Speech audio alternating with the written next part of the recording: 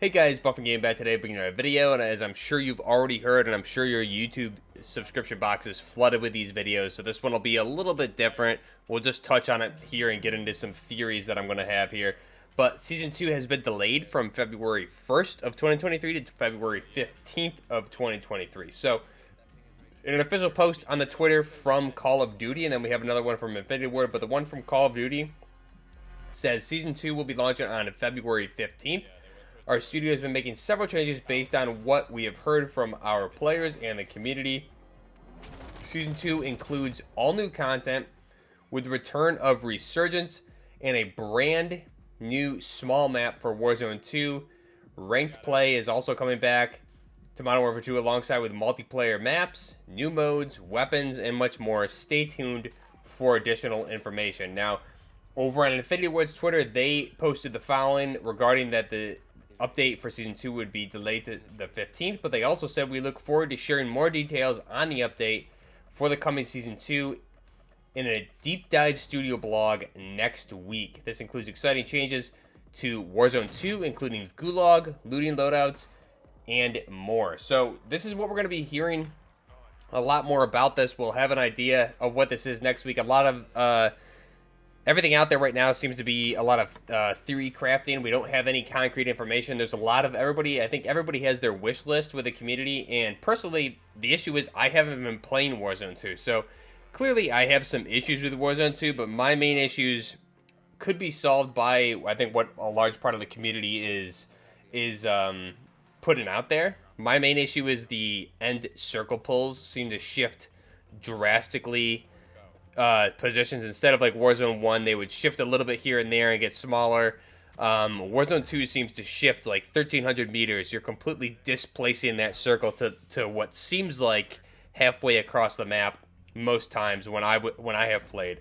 So that to me kind of is an issue with positioning and things like that. So that's my main issue. There's obviously so much more there that if you were to mention things to me, I'm sure I would agree with you. But that was my main issue. Personally, I've been playing DMZ. Now, let me know what you guys think down below. What do you want to see for changes for Season 2 here on February 15th? Now, there's a variety of things here that I think we'll definitely see. And I think the main concern right now is that this has been delayed. So we have pretty much a full month now until Season 2. And the content has been pretty much at a standstill. What seems like the past couple weeks at this point. Even with shop bundles, we really haven't been getting any shop bundles. There's been 1 or 2 shop bundles released maybe in the past week or two.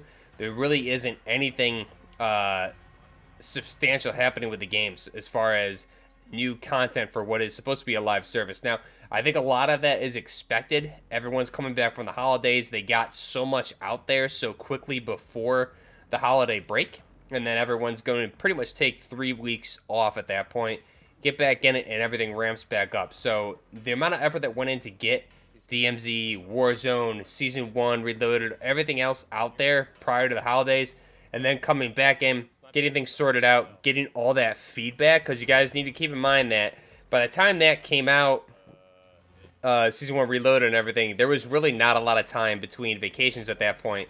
And then all that feedback would have came in. So at this point, everyone's been back on the office about 2 weeks. There's a lot of feedback to sift through, prioritize, and then make those changes. So I think pretty much what they did is they made a list of prioritizations and what they could get done in X amount of time.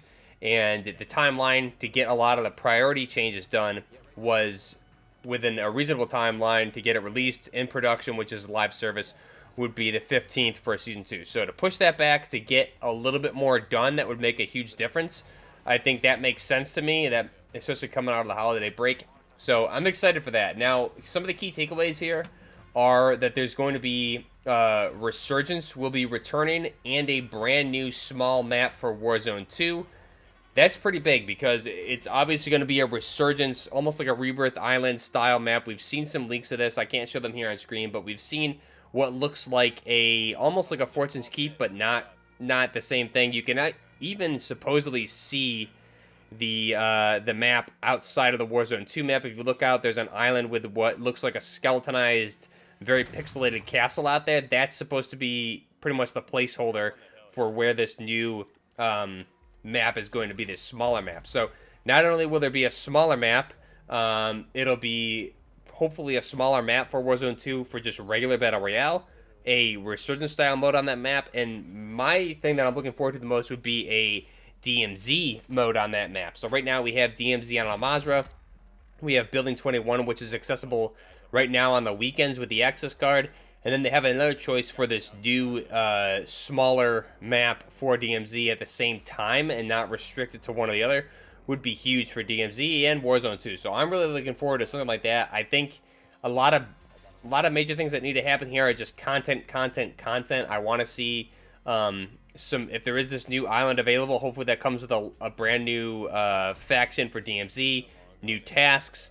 We definitely need a lot more store bundles, operators, weapons, things like that. So let me know down below what you guys think we'll be seeing in Season 2. Let me know what weapons you want to see in Season 2. The rumors are that this is going to be almost Japanese themed, so we'll have to see what kind of weapons could come with that. Personally, I can't really think of anything off the top of my head in COD history that has been a Japanese weapon from a modern era perspective, but we'll have to see what they could be. I know with the Ronin season for Call of Duty Modern Warfare 2019, I think we had the Tavor in that season.